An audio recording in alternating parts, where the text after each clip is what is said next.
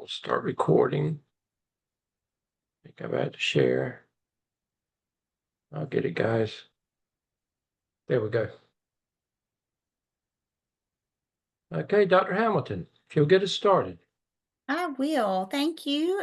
Welcome to week 4 in MELS 601. We are glad you are with us. We appreciate you choosing Gardner Webb University and allowing Dr. Revis, Dr. Stedman, and myself the opportunity to work with you throughout this process. You all have been working hard. You're doing great work. Keep up the good work, and we're going to get started for tonight.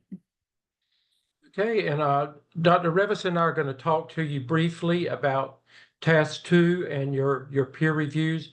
Dr. Revis, I can say I saw a lot of progress from week 1 to week 2. Even though there was some repeat, I'm going to call them this, repeat offenders with APA stuff. You got caught again, but it was better than it was week 1. Now, guys, I've got to tell you, APA is not going away. You have no choice but to buckle down. And the basics that Dr. Hamilton has presented, you've got to know that for the rest of this program. So go ahead and buckle down and get it right. In other words, when Dr. Revis and I reviewed your task 1 work and we said this and this and this is wrong, and you know that you went back and corrected it, it's not something that we should have seen predominantly in your task 2 review, because what it tells me that you didn't pay a whole lot of attention to all the work that we put into trying to help you understand those things in task 1. So I'm just going to be plain with you. You've got to take responsibility of that and work on it now. We've been giving extensive notes about what it is that you've got to do to get this work to the next level, or get it to where you can, where it's at least considered proficient to be able to go to the next level. Now we will begin cutting the strings somewhat, and we're not going to always do that because you become dependent on that. And in your mind, you'll say, well, I'm going to rush it because they're going to do this. No, we're not. You've got to learn it. And so I'm challenging you this week with task 3. There's a lot of research this week, a lot of work that's going to require extensively knowing and using APA. A lot. And you'll hear that as it unfolds tonight. My challenge to you is, when I look at my students' work and when Dr. Revis looks at her students' work between now and Sunday night at 6 o'clock, we want to know that you have elevated to that next level with your knowledge and understanding of how to use APA. Fair enough? That's fair. Okay, peer reviews, Dr. Revis, they knocked them out the ballpark. I could not have been better pleased with the peer reviews. Everybody had them in on time. Everybody, every one of mine got 50 out of 50 on it. They did an amazing job on it. So I just want to say job well done. Dr. Revis? Sorry. Okay, well, for my task 2, guys, I want all of you to get in the accomplished score of 4 with your evaluator. So at this point in time, while I'm getting to know you as learners and as writers, I'm going to push everybody to get a 4. And so I do give extensive feedback. When you turn this back in, your revisions back in, remember that you get 1 revision after the first initial submission. And if you don't correct things the way that I have asked you to do, that grade stands. And I'll tell you to make sure you make those corrections before you turn it in the final drop box. All that to be said is, yes, I'm picky, But I think if I can't find something or if I have to search for it, your evaluator will not be able to find it and they will not search for it. So, sometimes I say, put a sentence at the end of this paragraph describing either that one, your principal was part of your PLC or that you completed a separate presentation with them. You've got to have it where it sticks out. Anyway, APA, I'm not going to mark APA anymore. And I may just say you have some APA errors, which I typically do anyway. And that's what your peer reviews are for, to get down in the weeds with you. That will help you learn APA and it helps the other person learn APA. But the feedback from our perspective, it starts getting less and less because it's kind of like a gradual release. We want you to become self-sufficient in being able to do these tasks because when you move to 603, your instructors are not going to give you that kind of thorough formative feedback that we do. As far as your peer reviews, Dr. Stanman, most of mine, vast majority, scored the 50. I had a few that fell down. And I know when you have a strong paper, it's hard to try to find something. But as an administrator, you still have to give formative feedback to those teachers. So you have to look hard about what you would recommend for them to do to take it up a notch. So with that said, I'm pleased with where you are. And you do have a lot of writing, a lot of research to do for task 3. And so just know that it's going to be a writing intensive week for you. Okay. And I did send out a message to my class last evening, and but it was congratulating them on the peer reviews. But then I want you to note this. The AAPSL Task 2 revision is due to Blackboard for a final instructor review no later than 6 o'clock this Thursday. And then remember that it's going to be due for a final grade this Sunday. So I encouraged you in that message, and this is to all students. Go ahead and get this done so you can focus and concentrate on task 3, the work for task 3. I would go ahead because for most of you, it's minimal adjustments that you're going to have to make. Don't rush through it. But you've got to get that done to be able to move forward with task 3, or it's hard to do both at the same time. Get it over with. Get it over with and go ahead and just, take care of it so you don't have to think about task 2 anymore. As we move down, this is what tonight's going to look like. We're going to go back and give a more intensive review of AAPSL Task 3, and you see what that's going to consist of. This is the work that you're going to be doing this week. Literature review in APA, annotated bibliography in APA, prompt 2 with the multiple visual representation, and then finally, Dr. Hamilton's going to go back and talk to you about figures in APA, because you've got a lot of it that's going to be in this work as well. And then I talked with her about some of the issues from this past week with prompt 2 of task 2. And then we're going to introduce you'll come together for the first time as a Zoom team before next week, or well, before the week's over with. You'll have to do that. And then we won't camp out there, but I always tell you we're going to look at what is coming after this task is done so that you can make the connections. And then Dr. Hamilton will end with talking to you more about the internship and Taskstream requirements. So that's what that looks like. So I'm going to pull up,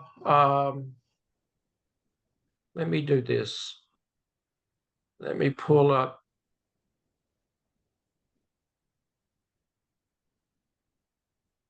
the helpful hints document.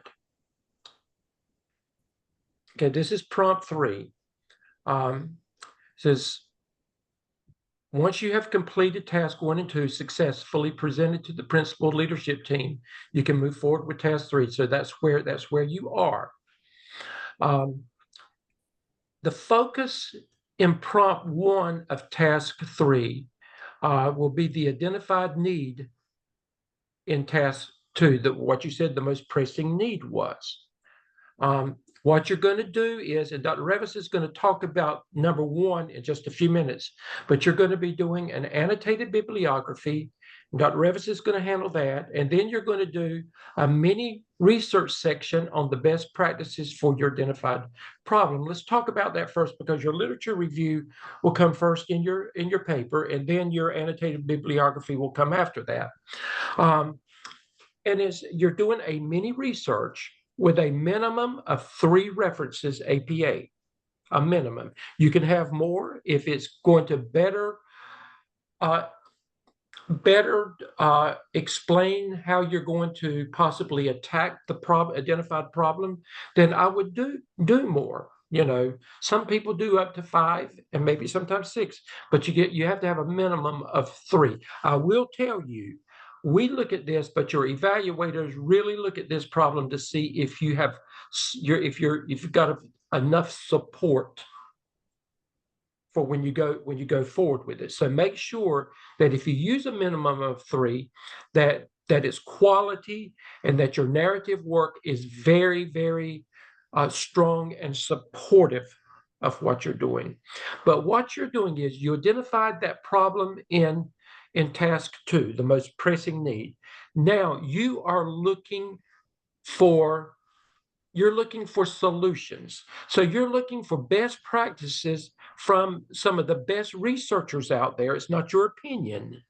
It's not, I think we need to do this. What does the research have to say about your identified problem? It will start guiding you in the direction of identifying solutions for that problem. So make sure that your mini research section is strong with a minimum of 3 references APA, and that it fully supports the attacking the identified need that you made in task 2. And then you can see down here the example of, they introduce it, and then this is the literature review. This is where it starts.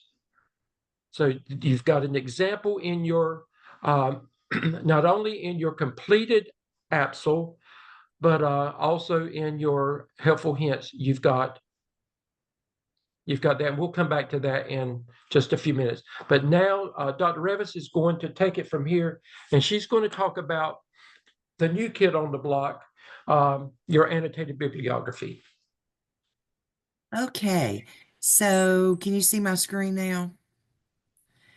Okay, the first thing that I want to just share with you is that when you do your literature review, and you always do it first, you're taking your problem or identified area of need that you identified in task 2, and you're going to do some research on the root causes.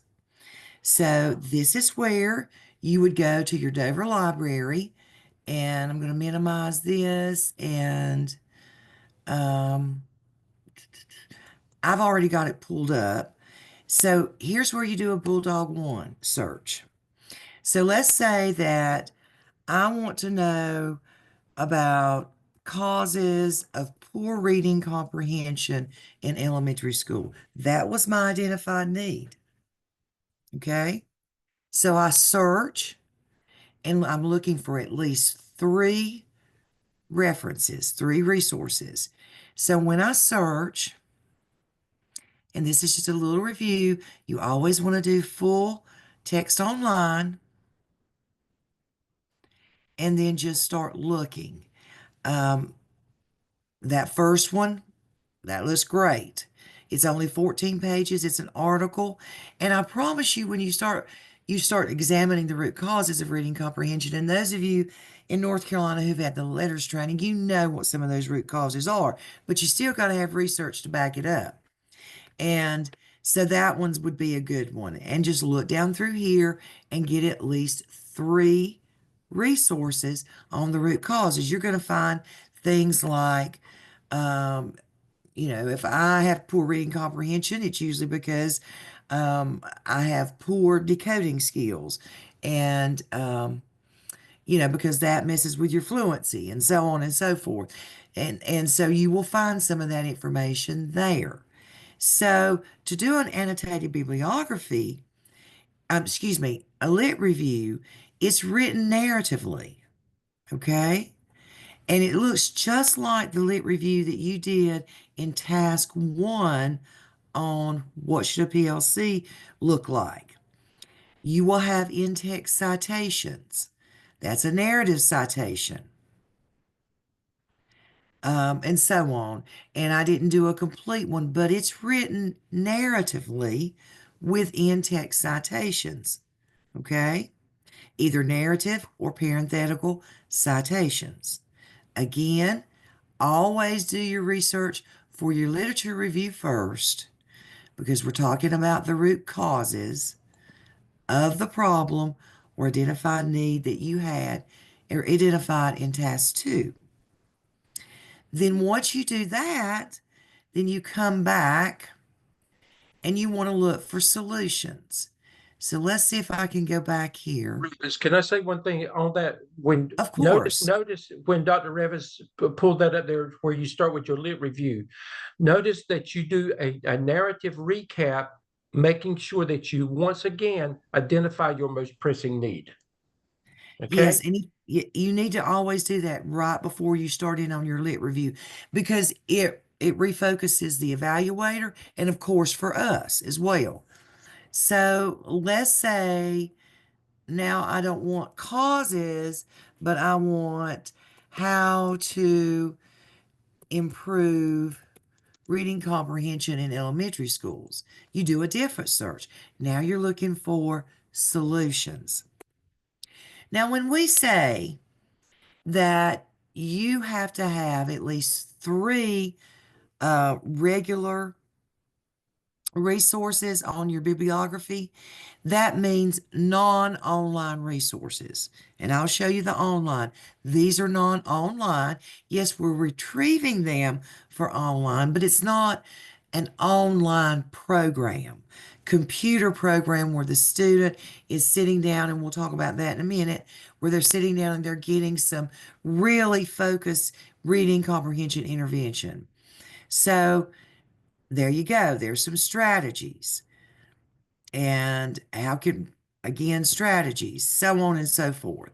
So we need 3 non-online resources that talk about solutions. What are some of the strategies? Research-based strategies.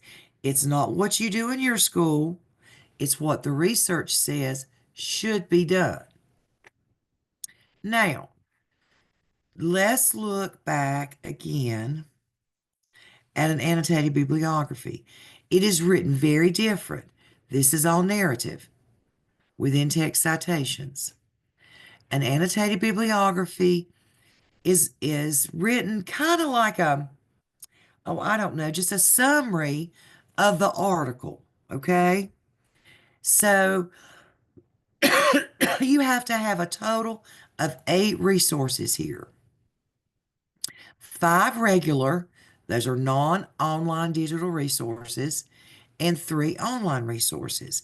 I get my 5 5 regular resources from Dover Library. Now look at how this is formatted. This is a complete reference, how you would write this in your reference, just like you would write it in your reference, with a hanging indent. And then here's your summary. The summary should be at least a paragraph, okay? It's just what you gleaned, strategies, and what you gleaned out of this particular resource. Notice that the whole summary is kept with that hanging indent, okay? And then your next one would come right here. Your annotated bibliography should be arranged by author alphabetically by author, just like you would put it in your reference section. The only difference is here you write a summary. What strategies or what techniques did you glean from this resource that will help your teachers address the issue? Now, that's 5 regular resources. Dr. Then you Revis, so am I correct in saying that when I do my annotation, there's going to be 8 of them? there will be So, 8. so for each of the 8, the only word that is aligned to the left is the very first word of all 8 annotations, right? That is correct. And everything else all the way down is consistently the hanging indent. That is correct. Okay. And then you do this. Did you do the first one? Your second one would go right here. Just double space. There's no triple space or anything like that. It just falls right there, just like you were doing your references. So, in fact, you are going to have at least your reference entries already done. Okay, notice that titles of works, you only capitalize the first word or any proper words or after a conjunction of semicolon or colon.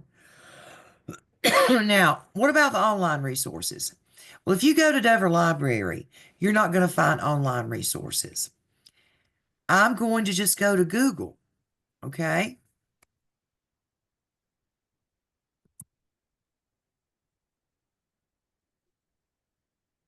All right, online programs to increase reading comprehension in elementary schools. And I don't know why in the world it did this. Hmm.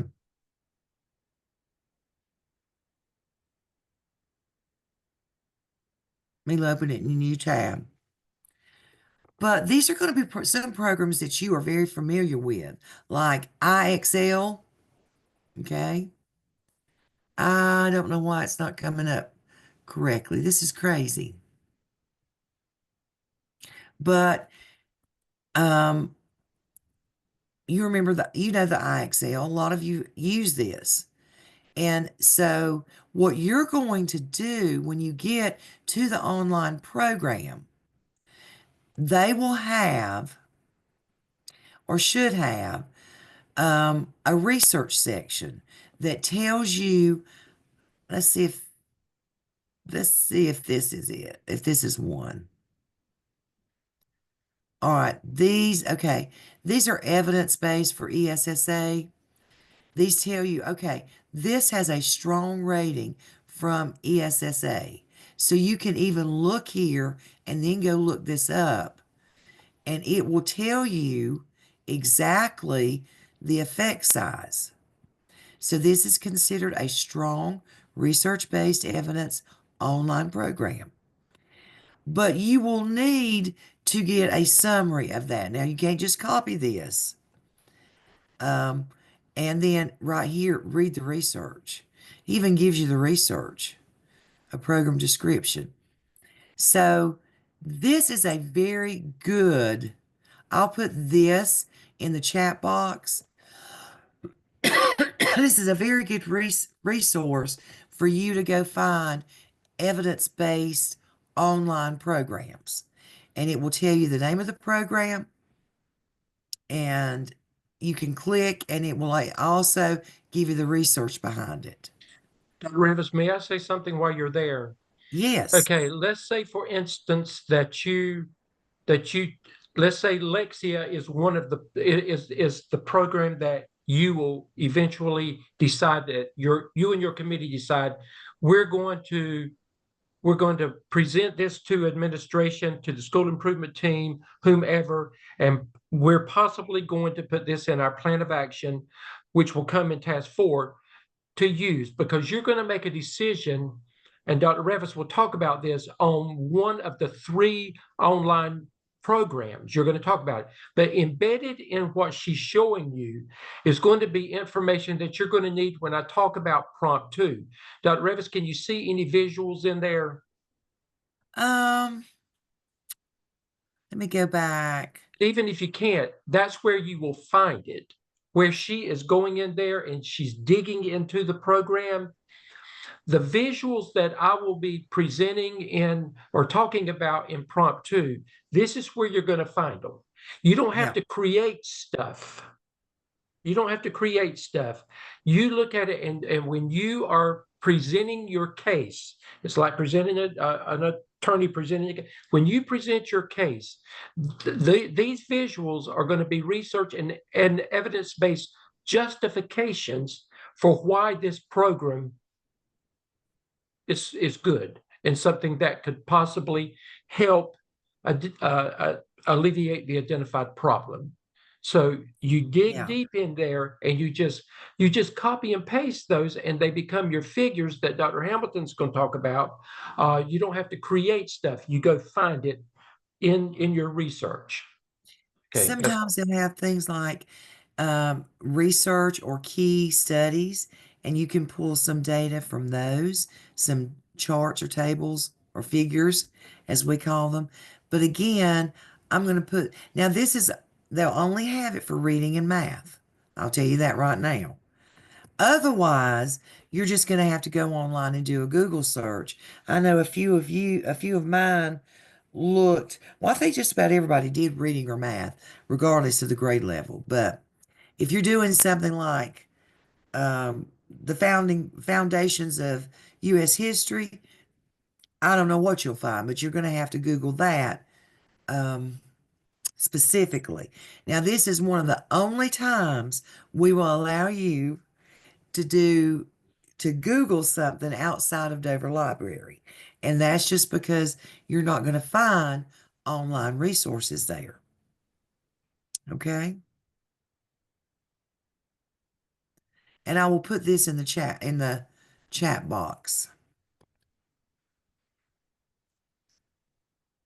All right. Any questions on the annotated bibliography and how it looks different from the lit review? Any questions on that?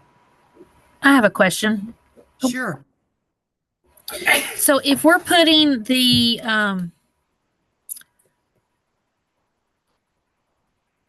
Lord, I just had a brain fart. If we are putting our resource in with the annotated bibliography, does it still go down below as well?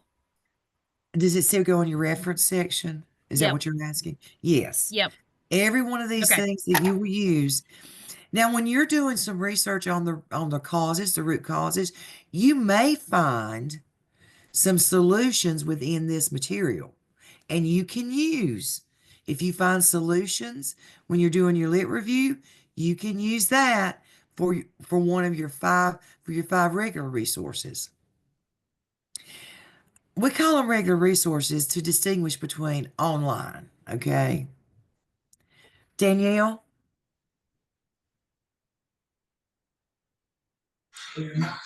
Hey, Hey. so I had a question. Number 2, the mini research section is actually the literature review. Yes. Okay, and it goes first, even though it's listed second. Exactly. It goes first. And Yeah. Go ahead. and then you mentioned causes and strategies in that section. Well, the only thing you do in your literature review is you're looking for root causes. Okay. Now, that material may have some strategies and solutions. Okay. And you can use those down here as well, but it would be in the form of an annotation. So strategies go in the annotated bibliography, only causes yes. in the lit review. Yes. Solutions and strategies go in the annotated bibliography. Okay. Thank you. Dana? Yes, ma'am. So I have a question about the 3 online resources. So with those, you want them to be online programs? Yes. Is that what so our 3 online resources are not really solutions, they're more like a program that you would use. But it needs to be tied, of course.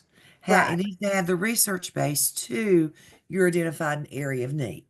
But those 3 online resources will identify 3 online programs that we could use for our problem of need. And That's correct. the other 5 are just like discussing solutions and strategies, not necessarily programs that could be used. Correct. Correct. Okay. And And if you don't mind, would Dana, you- and remember the programs, it's remediation is what you're looking at, something that's going to help remediate the problems. And does it have to be like an online resource, like an online program, or could it be like a workbook or something like that? Look for online programs. And I would use like Edmentum, you know, iXL, all those kinds of programs. Okay. And if you don't mind, can you just one more time, because I want to make sure I understand the difference in the lit review and the annotated bibliography. The lit review is just the root causes as to why the problem is happening, correct? And we use the Correct. research to support that. And then the annotated bibliography will just be the solutions, strategies, and programs that we would use to address fix the problem. Yes. Okay. Yes. Yeah. Okay. And they're written in a very different way. Right. This is all narrative with in-text citations. And this one reads like a reference, and then it's just a summary. Okay? Yes, ma'am. You got it. I'm familiar with the annotated bibliography. I'm just trying to make sure I know how to like distinguish the two when writing with the Right. lit review. Okay. Okay. Okay, Thank you. Amy?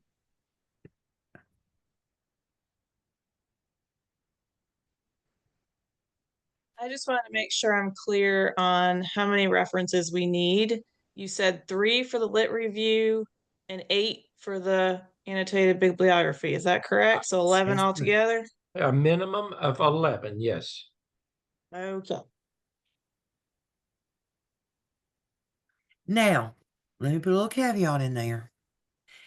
If one of your regular resources is the same as this one, then in your reference section you wouldn't duplicate that.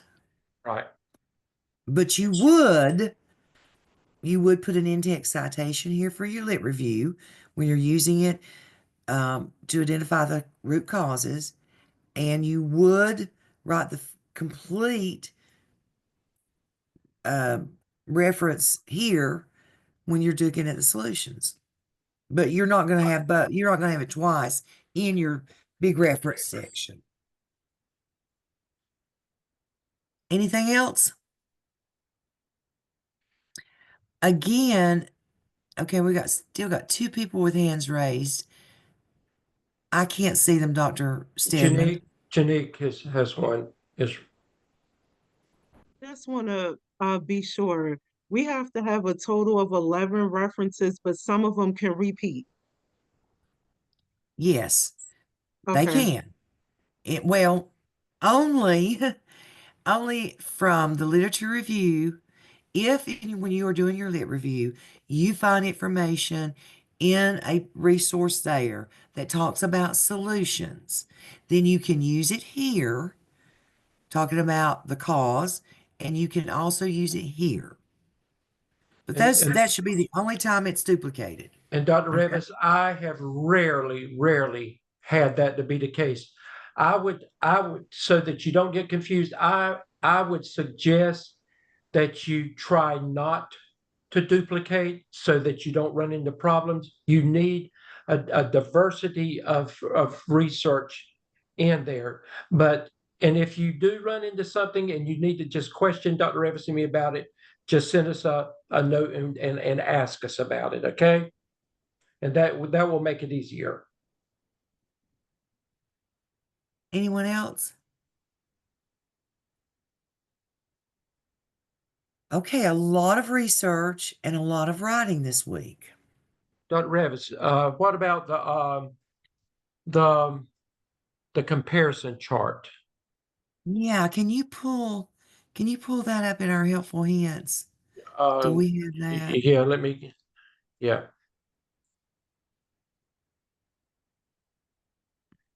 Okay, let me come. Well, Look at your let me look go at your on to, helpful yeah, hints. Yeah. yeah, let me go to the next part, and then we'll get to that in just a minute, okay? We've already talked about there's two parts to task 3. The second part is where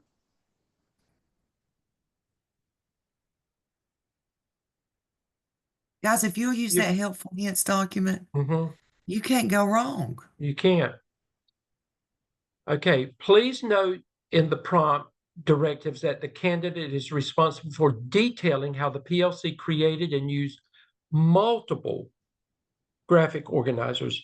Now, that doesn't mean a couple, because if it said a couple, it would mean 2. Multiple means 3 or more. And remember, they can be charts, graphs, tables, timelines, etc., that we will refer to as what? What's the key word? All of those are going to be called what? Somebody. Figures. Figures. Thank you. Thank you. They're all figures. You can use them, charts and things, but you're going to refer to them as figures for our purposes. Now, you're going to do some more narrative work down at the bottom of task 3 and prompt 2, and it's going to be differently from what you did up at the top, because it's going to be more analytical, more descriptive down at the bottom. But it's going to support the literature review that you've done, and annotated bibliography is going to support that. And then specifically, you're going to be focusing on those 3 online resources, the online programs at the bottom. This is where, when you meet with your PLC, you need to be knowledgeable of those 3 programs, so that you're going to go into your PLC and you're going to present. First of all, you're going to share with them what you've done in your research, and then you're going to get down to your 3 online resources, and you're going to talk about those programs. And I would have some information that you might, some handouts that you might, or either be able to do it visually on, present something. Lord, I can't. Technology. Use technology to present it, and just break down those 3 programs. Because what you want to do is, with your PLC and yourself, you want to come to a consensus of the 3 programs that you have annotated. Which one of those 3, as a team, do y'all feel like would most help you with your identified problem in task 2? And you've got to be able to support why you believe in that. Because you, as the leader and as the candidate, you've got to present this to your administration and / possibly the leadership team and anybody else that they want to be in there, because it's starting to get the work that you're doing, and as you're leading, you'll be doing the next week. We'll be talking about the plan of action. You're going to have to present this and understand it so that you can sell it to them. Now, what they do with it after you've sold it, you have no control over that, but you've got to go into it like this is the best thing since sliced bread, and you got to know about it. So the visuals, you're going to write about it, but you're going to find, that's where, when Dr. Revis was digging into the program, what was the name of that program, Dr. Revis? Anyway, one of those programs, whatever the program is, you dig into it and you will find graphic information, charts, graphs, anyway, that helps support why you really believe this program is good. The visuals will help you support and tell the story of of why you and the team are moving in this direction. So that's what prompt 2 is all about. But in addition to that, you're going to do something with those 3. Now here's some of the things that's included in there. There's some narrative work, but then you see these are things, mathematical thought and action. These are things that were pulled directly from the programs that they were looking at. This is graphic information. Make sure it's relevant to what you're talking about. But this is what all of you are going to do this. Every one of you are going to do this. You're going to do a comparison of the 3 online resources. You're going to do a comparison of that. And Dr. Revis is going to talk to you about that now. Okay, so after you provide your individual figures for each of the online programs that you've looked at, then you're going to lead your PLC through a decision-making process using a comparison chart. And you can use this very same comparison chart where on the left side is the name of the resource. You may want to consider price. I'm trying to read what these say. Price. And the other is Positive and negative. positives and the negatives. Yeah. And so you just use that decision-making chart to help you guide your PLC, but it also needs to be in your narrative. Your evaluators will look for that as one of your figures, and that should be your last figure in that section in prompt 2. And then once you do that, then you'll end it with narrative work, just describing a little bit about how you led the PLC through that process and how you worked your way down to a recommendation of one of those online resources. Now, you may be thinking, well, shoot, we have iReady in our school, but we don't use it. What happens there, Dr. Stedman, if they have a resource in their school and they're not using it?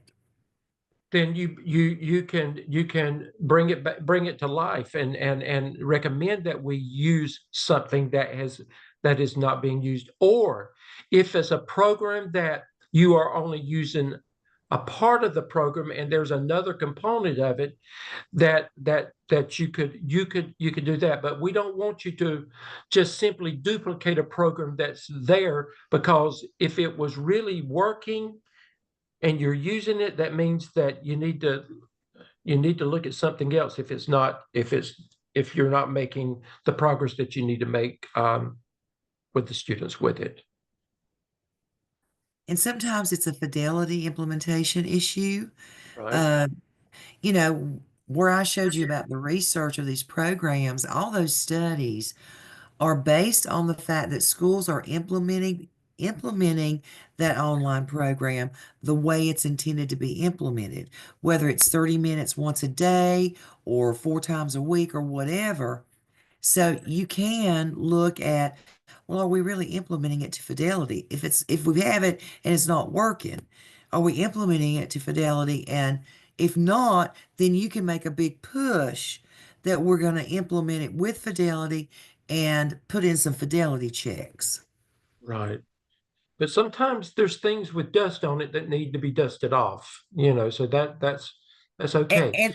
And then there's some things with dust on it that need to be in the trash can. The trash can, yes. But, look at your research to help you make those recommendations and to help you gather that information for your PLC's decision-making process. And make sure you narratively support what you and the team have decided on, and why. Maybe you say the team and I decided we're going to recommend Amplify.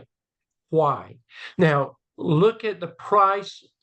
Seriously look at the price, because if it's a program out there that costs an inordinate amount of money, you've got to look, can my school afford that? So realistically, you can put it out there, and that you can negate that as a possibility simply because you know that the school can't afford it. So why would you recommend something that you know that the school can't afford? However, if you're a Title I school and you've got Title I funds or other funding that could be considered, then by all means, you could say, could we consider this as a part of using our Title I funds? To talk about those kinds of things as well, but be realistic in the decisions that you make. Okay. Okay, I'm going to stop share, Dr. Revis, right now, and then, okay, before we move on. And you should end prompt 2 very clearly so the evaluators can find this at which online program you're going to be recommending. The PLC is recommending. Okay, Megan? My question is just when we do the figures, do we add on to the numbers that we did previously, or do they start over from? No, you don't start over. You just add on. But all we want to see this week is only task 3, nothing else. When you submit for our review this week, we only need to see task 3. Okay, Thank Jordan? you. So kind of 2 questions. One, we are kind of late in the year, so are we making a recommendation for future school years? Because at this point, all funds have been allocated. All you're doing is presenting, saying that this is a program that we feel like would help solve the problem, and if they can't, can it be considered for school when it starts back in the fall? Okay, and then what about a situation where those decisions on the different literacy programs are made at the district level and the schools don't have autonomy to make that decision? All you're doing is presenting what you as a team feels like would work. It's out of your hand. It's out of your hands after that, Jordan. Okay, thank you. You're welcome. Okay, Danielle? Okay, yes. So the first part of this, we just need multiple representations of each strategy and why it's a good strategy, why it's able to support that area of need. And then the chart kind of summarizes all of that, the comparison chart. It summarizes your 3 online programs in your annotation. That's all. That chart, that summary chart is only for the 3 online programs. And the charts, graphs, tables, the graphic organizers, all that is for all 3 programs, right? Yes. Well, it could be, but I would probably be more detailed with the program that you as a team are looking at recommending. Okay, but present something from each of them, but spend more time on the one that we're going to recommend. You don't have to put something about all 3 of them in your work. You're going to share that with your PLC. And what you put in your work should be more in line with what you're recommending. Okay. Okay? Okay. Yep. Okay. Thank Della? you. Della? The chart, I can make it from a different, like a Google document and then screenshot it and put it in the paper. I'm just curious about that. The comparison chart. I would not put a Google, no, I wouldn't do that. You can just create it in a Word document, just insert a table inside that Word Right. document. If you start trying to do a Google Doc, and I would just do a Yeah. Word document. Make it simple, Della. Mm-hmm. Okay. Dana? I just want to make sure I understand. So are we supposed to present this to our PLC this week before we submit this on Sunday, or we're just doing the research and we will present it next week at our PLC?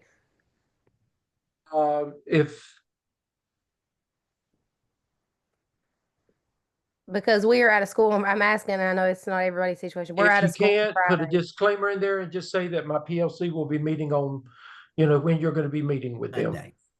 You Okay.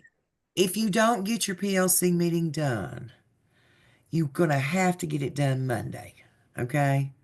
Because Okay. otherwise, you're gonna be submitting Sunday night, and you won't have all of prompt 2 completed. Make sure you complete it as much as you can, down to the part where they are selecting a program for recommendation.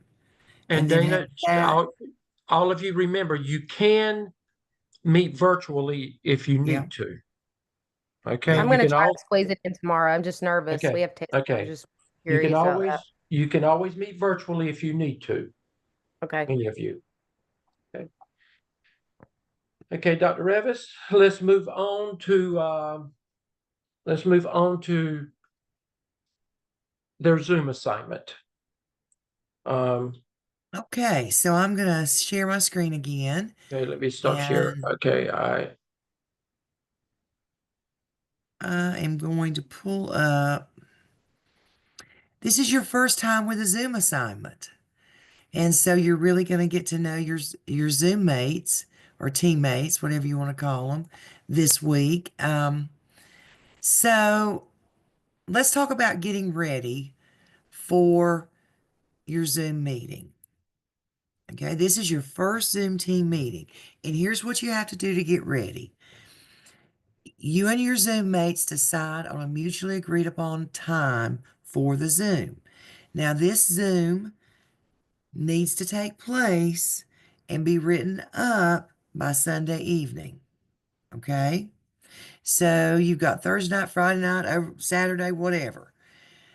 You will need to decide on a Zoom master. And everybody in your team is going to get to be a Zoom master. That's just a fancy word for the meeting facilitator. So if you want to volunteer, that's great. Go ahead and get your Zoom team together and make sure that you plan on a mutually agreed upon time for a Zoom. You're going to have to try to make yourselves available for this. If you miss your Zoom meeting, you can't get a grade on this. So make sure you do everything in your power to have a time that you can make sure you're there. So the Zoom master kind of takes on the role of preparing and prepping for the Zoom session. So they're going to prepare an agenda via a slide deck. And so they're going to have a time for introductions. The most successful Zoom leaders establish a timekeeper, establish how ideas will be shared. Most teams have 5 members. If you don't decide how we're going to share, it will get crazy. So the Zoom master just decide, okay, we're going to go in this order to answer the first question. And then the next question, we're going to go in a different order. And you got to move that meeting along. Put a time limit on how much time each member has to share. And you've got to make sure that all members are equally sharing or have that opportunity. That's why I say it's really a good idea to decide how you're going to move through sharing. Otherwise, you got people jumping in there, talking over each other, and you can't hear anything. So the meeting needs to be organized. The Zoom master records the meeting. And you will need to establish a YouTube account because that's where you're going to host the meeting. And you will process that recording and share the link back to everybody else. Everybody needs to become prepared to present your ideas and with cameras on and with your names at the bottom of the camera. Because what we don't want to do, we actually look at every one of these. So we don't want to, give Dana credit, somebody else credit for what Dana is contributing to the Zoom. So make sure, just like you do for class, that your cameras are on and your names are at the bottom of your Zoom. So with that said, let me move some things around and I want to pull up another slide that talks about your professional dialogue. Excuse me. Here are some conversation starters. This is for all of you, but most definitely your Zoom master has to make sure that they put together their slide deck accordingly. Here are some sample questions that you can go over. Describe your experience with leading your PLC. For some of you, you've never led a PLC. For others of you, that's what you do every day. And we would just like to know, is this the model that you use in your school? If not, how did you introduce this PLC model? And then just share what went well, what you wish you would have done differently. And finally, which is most important to us, what did you learn from leading that PLC? Now, if I were the Zoom leader, I would let everyone go through and have about a minute to talk about these things. If you split it up and let everybody go through and do number one and then go back through and do, you'll never get finished. So the first dialogue is around your task one, when you led your first PLC, and even task two, as you did your data dive.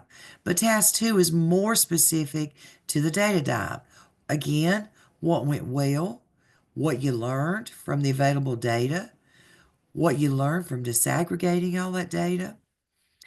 And again, did you have to redirect the discussion at any time? And if so, share your redirection techniques. I know that a lot of you in task two, your PLC teams wanted, after they identified their area of need, educators are known to be problem solvers. They started immediately going in to solutions. And I made the comment, that doesn't go in task two. Solutions go in task three. And then share how you move the team to a consensus of deciding on the most pressing need. So those are the two big things. And then this is just other. If you have time left, we want you to gel as a PLC, and you will learn that as a Zoom team, you're really doing a PLC, and you will become very close with your Zoom mates throughout this program. In fact, you'll keep these same teams probably all the way through the program. So, you can share about what's been your biggest challenge so far, and we all know that's time. And more importantly to us is for you to reflect on how you've grown in your leadership skills and anything else you wish to share. But that's only if you have time. Your Zoom sessions, the free Zoom account, I think will give you how much time, Dr. Stedman? 40 minutes? 40 minutes, yes. Yeah. So Zoom facilitators or Zoom masters, you've got to plan on being completed with this within 40 minutes. And Dr. Revis, in conclusion, you may want to save some time after 1 and 2, just to say, is there any talk about task 3 to see if there's anything at all that you can do to help each other. Right. Right. So allow some time for that as well. Now, please understand, we watch these and we want this to be a professional dialogue. We know the course is rigorous. We know the course is time consuming and it's challenging. So just don't get hung up there. We all know that and recognize that. So what are some solutions, or what are some things that you have found to help you meet those time constraints and those challenges of lack of time? You can do that, but don't let it become a gripe session. Right. Or don't say, oh, Dr. Revis don't know what she's talking about half the time. I really don't want to hear that. Okay. So now, Dr. Stedman, do you want to go show them where they upload this? But let's just be reminded that you're going to get, over the course of the semester, you're going to have 4 opportunities to meet as a Zoom team. 2 with the AAPSL, 2 with the AAPTL. So let's say that there's, some of you have 4 in a team, so that means that's 4 different opportunities. It shouldn't be the same Zoom leader each time. So whoever does it this time, you shouldn't do it again. It should be one of the other 3 or 4 members in your team. Let's just say that there are 5 people in your team and you get to the last Zoom activity. That means that you will co-share that activity so that everybody has had leadership opportunities in it. And let's just say I'm looking at Della, Megan, Nicole, and Heather, that those 4 people are in the Zoom team. And let's just say that that Della's the leader, the Zoom leader this time. And that when they're going through it, if you use the 40 minutes, that and I'm not picking on Megan, I'm going to use this as an example. And let's just say, Megan, you're the next person I'm looking at. Megan dominates the whole show. Della, you're the leader. You're supposed to control that. You keep things in perspective so that everybody can do it. And when I'm looking at, and Dr. Revis and I are looking at these videos, we're going to look at the four of you working together as a team. And we're going to look at that make sure that each of you have had equal opportunities to be able to share, and that what you share is quality. But then if Della's the leader, then Della, I'm going to hold you accountable if things are not kept in order during this. So again, it's your time to shine, whoever the leader is. Okay, let me go back to share, and let me show you in your. Let me minimize that, and okay, here we go. Under in Blackboard Show, under assignments for grade, you will see this is where you've been putting the assignments for Dr. Revis and me. This is where you're going to go. You're going to go to the AAPSL Research and Development Zoom assignment. Let me come down. I can't get this thing to work right.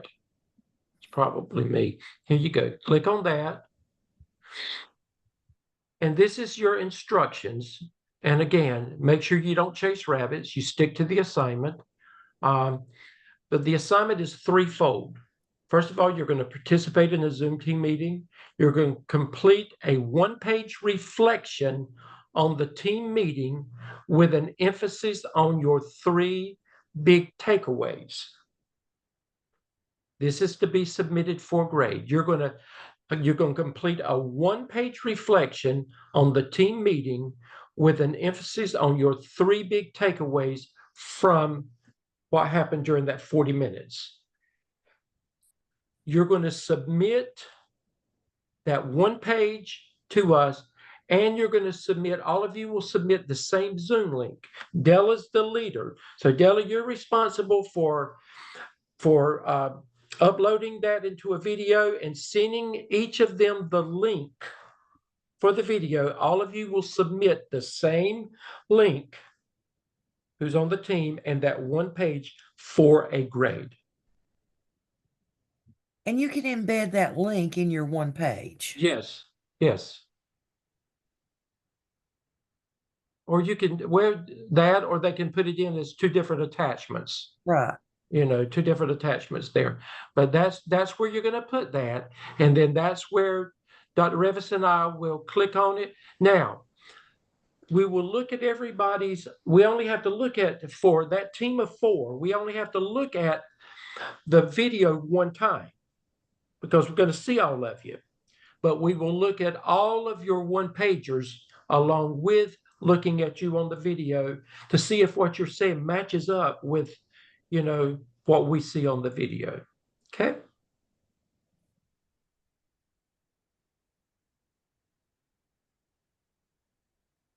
And one thing, let me say, we like to hear you talk about some of the research, the PLC research that you did, some of the readings that you've done in class.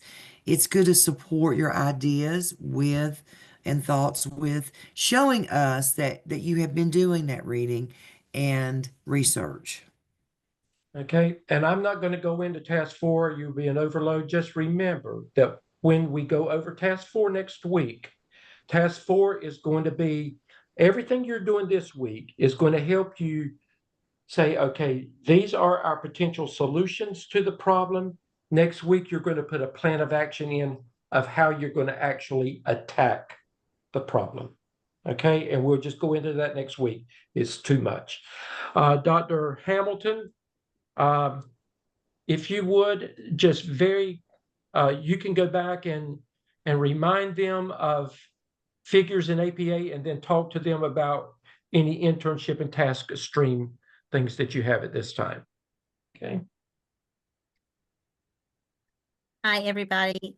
So if we can just, figures and Taskstream, remember, actually, I'm going to just, I did have that pulled up from the Dover Library. I'll go back to that, for you just to help you see where you can, look at that right quick. So at the Dover Library, website, when you go there, go to, there's Bulldog One Search, where Dr. Revis was talking to you about tonight. Go over to Citation Style Guide.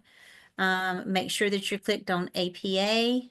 And then all the things in here, including like how to make a hanging indent, which is going to be very important for you when you're doing your Task 3 Annotated Bibliography. But you can go right here to Tables and Figures. When you go right here to Tables and Figures, this is going to remind you that everything that we are going to do in this work are going to be labeled as figures. So you can go right here to Figure Setup. And the reason I just want to show you this, which is different than what you will find in week 2 in the PowerPoint, but it just sort of sums it up for you. The number, your first one is Figure 1, right? Next, second one's Figure 2. It goes in sequential order. It appears above the figure title. It is in bold. We do require Times New Roman 12 point.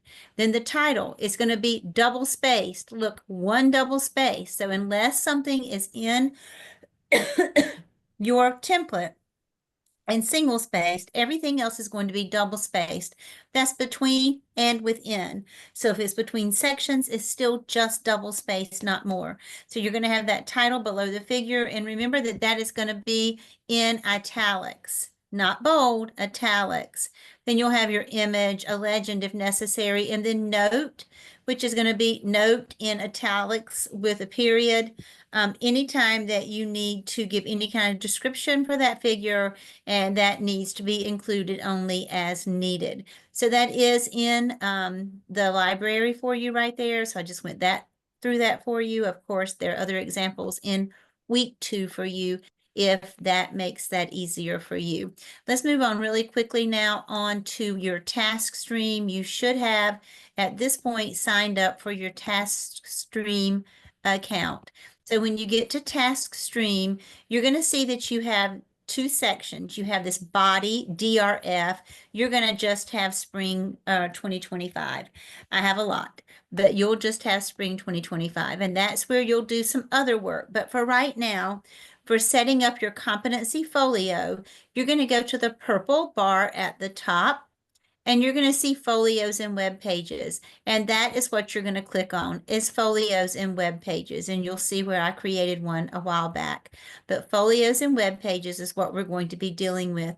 And everything that I'm going to show you tonight is in your internship shell, your 698 internship shell under week 4. So everything that you're going to see tonight is there under week 4.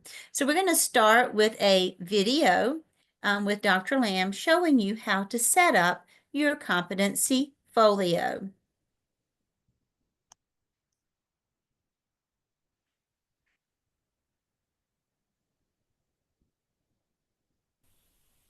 Greetings, this is Dale Lamb from Gardner-Webb University. Hope all of you are doing well. Purpose of this video is to show you how to set up your competency folio in Taskstream. And so I'm going to dive right in. First thing you will do is you will log into your Taskstream account using your Gardner-Webb username and password for your email. So once you sign in, if you'll follow me on the screen, you'll see that your DRF will show up at the bottom. You're either spring 17, or excuse me, fall 17, regular or add-on. Do not go into your DRF. Simply go to the top where it says folios and web pages. Click on that button. And we're going to start by creating your new competency folio. So first thing you would do is you would name your folio. And so I'm going to name mine Dale Lamb Competency Folio, and then create new. Then choose custom templates designed by your learning community. That would be Gardner Webb. And then select that custom template, which is competencies for 21st century leaders. That's for both add-on and regular master's degree students who started in the fall of 17. Very important that you get the right folio, and your folio is competency for 21st century leaders, and then continue. And then you'll be asked to select a theme. And I'm going to select that theme, and then I'm going to apply it. It will give me a preview over here if you want to see your preview, if you want to customize it. But now your folio should be, go back to folios and web pages, and that one should be here. Dale Lamb Competency Folio, and when you click on that, your folio is now established. You can start by clicking on communication or whichever competency proof that you would like to upload first. Be sure to use the appropriate button for the media that you have. For example, if you have a picture or a PDF or a screenshot, that would be a JPEG, a PNG, or a PDF. Use text and image. If you've got a PowerPoint, use slideshow. If you've got a Word document or a Excel spreadsheet, use attachment. If you've got a link to your YouTube video, use links. You can see that. Please remember that you will have 3 competencies, 3 rounds. Don't do them all at one time. You'll have 3 rounds of competencies due during the course of your program. For example, with communication, we need 3 evidences of competency, 1 from the AAPSL, 1 from the SIOP, and 1 open-ended. Additionally, please read this message. One of these 3, not additionally, but one of these 3 must satisfy the following digital learning community competency, and it explains that. So 18 of these competencies, one time you're going to have to hit the digital learning competency, but it explains what it is. It's pretty much what you've been doing. It's nothing new. It's what you've been doing already. So that is the way that you set up your competency folio. So the next time that you come to Taskstream, you will not have to do anything but click on folios and web pages. And there your competency folio will be. I hope this provides you some assistance. If not, if you need extra help, email me at dlam@GardnerWebb or call me at 704-575-4399. Have a good evening. Thank you. Okay, so that was Dr. Lamb going through that competency folio creation process. I'm just going to stop share for just a second just to make sure that we have the right thing up here, because sometimes it does not turn over.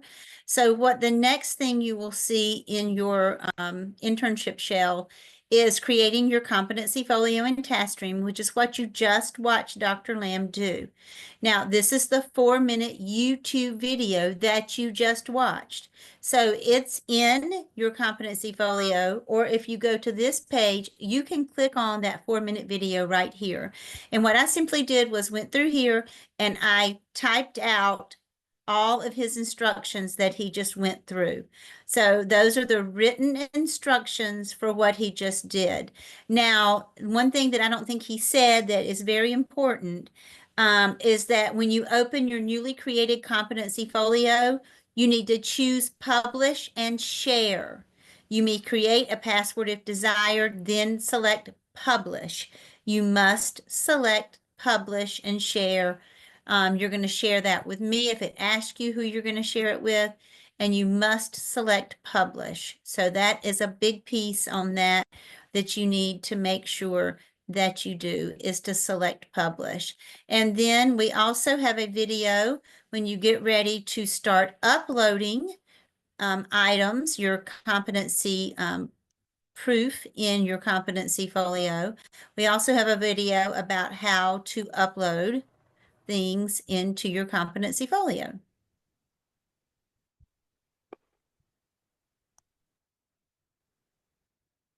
We'll go to Taskstream in your Taskstream competency folio. So I'll share my screen. We'll go to Taskstream.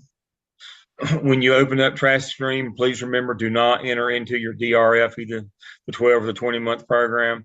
Do not enter those DRFs. Simply click on folios and web pages. When you do, you will have your competency folio that you have built. This is mine for this semester. Simply click on it. Whatever artifacts you have, generally the first artifact you have is communication, the email, the copy of the email from your principal giving you approval to do to form a PLC. So you simply click on communication, and if you want to attach that email, you can either do it as a text and image if you screenshotted it, or you can upload it as an attachment. Either way, please remember, if you use text and image, there's a 2 megabyte limit. So if you do it as a text and image and you try to upload a picture, add your text, add an image to your text section. If you do that, it will give you this pop-up screen here. Choose file, go to your pictures. I'll pick one of me and Razan here. Save and return. But again, if it's too large, you'll get an error statement that says that you can't do that as a text or image. So what you simply do is, if you want to upload that, simply go to attachments, upload from computer, add files. Same thing, go back, find that picture, open it up, upload and close. Will take a second.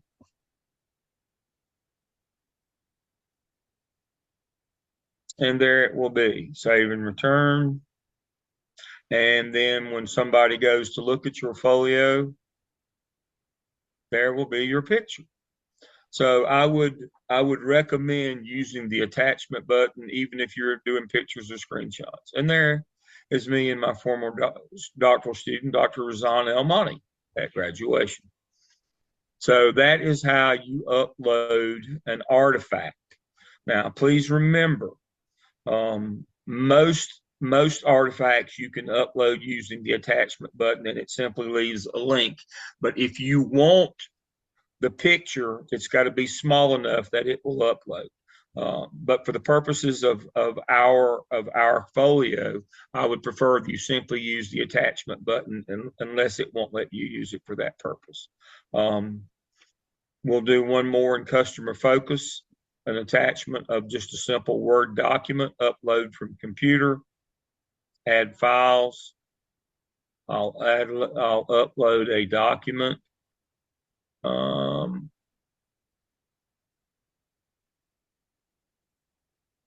We find something not too long. Here's one. Open, upload and close. And again, you'll get links like this. This is what we prefer. And when you click on that, or the person that opens it clicks on it, it will show you what, this was an interview. This was an interview schedule for interviews that we had today, and that would be an artifact. I keep these for my evaluation. So that's simply how you add artifacts to your competency folio. Please remember that you need to open up each of these and read the directions for this one. 3 evidences, one from the AAPSL, one from the SOP, one open-ended for change management, AAPSL, SOP, and open-ended conflict management. You need to open them up and see where your artifacts go. They don't just follow a sequence of AAPSL, APTEL, OMA, skip cap, SIOP. They don't follow a logical sequence. Different ones of these have different artifacts that go with them. Let me go further down. As you can see, there's not even one from the APTEL or AAPSL this semester that goes with global perspective. So you can put in an open-ended one. But again, this is your folio. play around with it, figure out. But again, we prefer that you use the attachment button unless there's a reason why you need a picture to show in your folio. So that's how you upload artifacts in your competency folio. Thank you and have a good evening. Okay. Oh, something is just playing right along right here. Hold on, let me get that turned off. Okay. And then lastly, and we'll look at this more next week. So if this week you will just please go in and create your competency folio. You don't have to do anything in your competency folio this week. Just go in and get that created. And also in week 4, if you want to just look, this is available for you as well. We do have an example of a competency folio in there for you, and you can click around in there and you can see how Anera Henderson did hers, and it's a great example. I know it's from 2017, but it has not changed. It is the same as it was then. So you can flip through, you can look at Anera's and just sort of familiarize yourself with that. But you just, for this week, go in there, get your competency folio created. The directions that I wrote out and the video that Dr. Lamb that I shared with you is all in week 4 under your internship shell. So for this week, go in and remember to publish. And if you publish, I should be able to see that you have gotten that created. So just try to go ahead and get that created this week. And then we will worry about like what to put in that competency folio next week. Sound good? Okay, Dr. Hamilton, you have a question. Kelsey. Hi. So I just went and looked to see if I could just do the Taskstream real quick. And when you click on custom templates, the 21st century learner doesn't come up as an option. Oh, you're kidding, because they took that out last semester, and we were told that that was added for this semester, right, Dr. Stedman? That's what we were told. Yeah. It's not there. Well, thank you for letting me know. I'm going in right now to custom templates. It's letting me actually make one, so let me see what I can find. Custom templates, select. Oh, it's there. It is in mine. So, so what I just did, just let me just open that up. So I put Robin's Folio, I selected custom templates, and then when I went here, I see competencies for 21st century leaders right here. So you're not seeing that? No, ma'am. Okay. Can you share your screen by any chance? Do you mind? Like, No, I'm not at all. look through this, sorry. You're Because fine. it's coming up in mine, so I don't know why. Are you able to share your screen? Yeah, I got Be it. the first question. Okay. All right, custom templates. There you go. Select custom template. I'm going to go ahead and make a picture of this with my phone. Hold on. And now go to the drop-down box Okay. right beside the word preview right there. Yeah, I did. And click it again. Like, okay, it's not dropping anything down. Is that what you're saying? No, it's showing 3 things: presentation folio templates, web page templates, and resource folio templates. Okay, so when you drop down, we're not seeing the drop down for some reason. Okay. Hold on. I think So it is not showing 21st century for you. It is showing, let me go back and look at mine. What did you say it's showing? It's showing. I don't know if this is going to work. Did that work? Let me see. Hold on, I'm not looking. Oh, good. Okay, let me snap a picture of that. Got it. Okay, thank you. I'll send that to Dr. Stone. You're welcome. All right, well, So I'll try to get that fixed for you, and we'll let you know. You can't create anything until Dr. Hamilton gets this straightened out then. That's right. So thank you for letting me know, and I appreciate so much that you tried that while we were still in class. Thank you. Dr. Hamilton, what we can do next week is I will fix it in there so that you just walk them through the process and let them do it next week when we have class. That sounds good.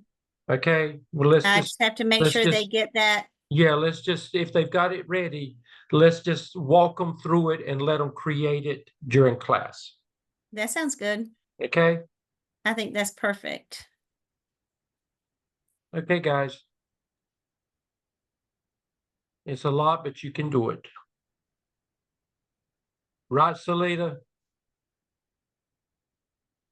Right. Right. Okay. If all minds are clear, then we will see you next week. Can I ask one quick question? I mean, Sure. everybody else may be asleep, but I'm just Anybody not else, if you need to go, you can go. We're through, and then we'll finish with those that are hanging on. All right, where do I go to log in? I logged into Taskstream through an email, but how do we just find it from like the start page or from the courses? Okay, Dr. Hamilton, can you answer that?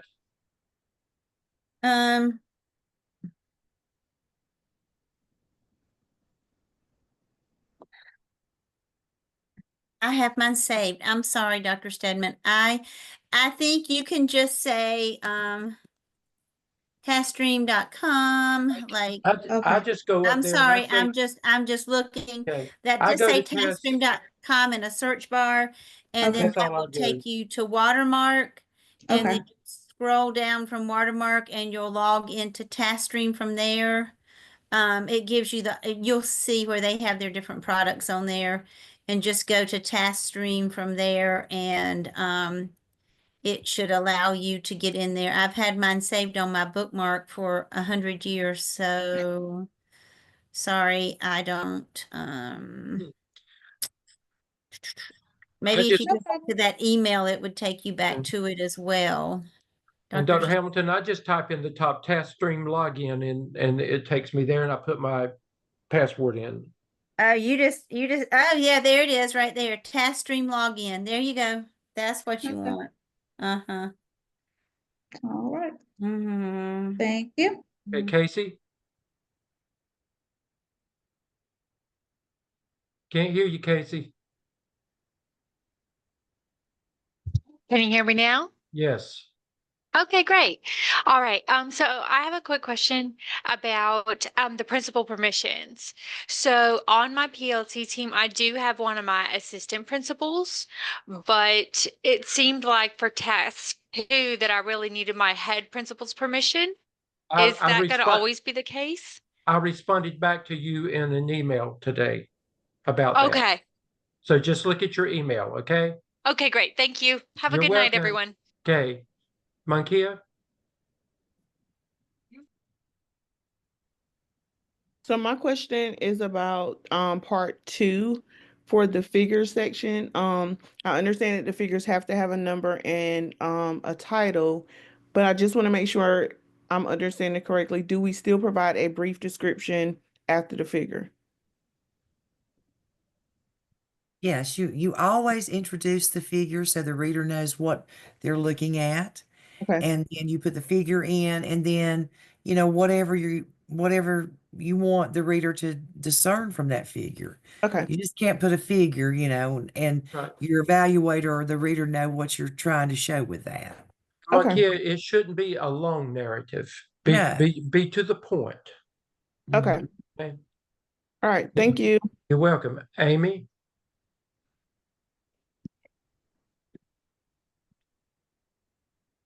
I have a couple questions. Dr. Stedman, you and I had kind of emailed back and forth about capitalization and APA.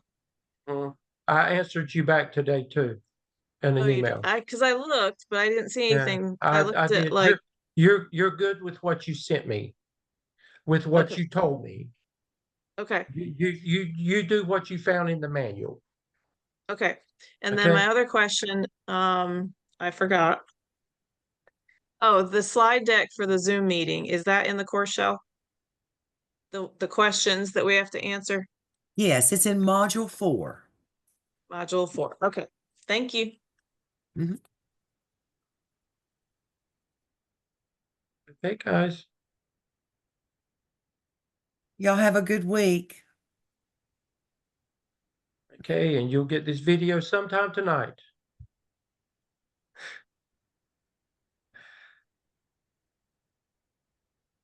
Keep that smile going, Salita. I'm gonna do the best I can. Reggie, you're staying on to the last minute, aren't you?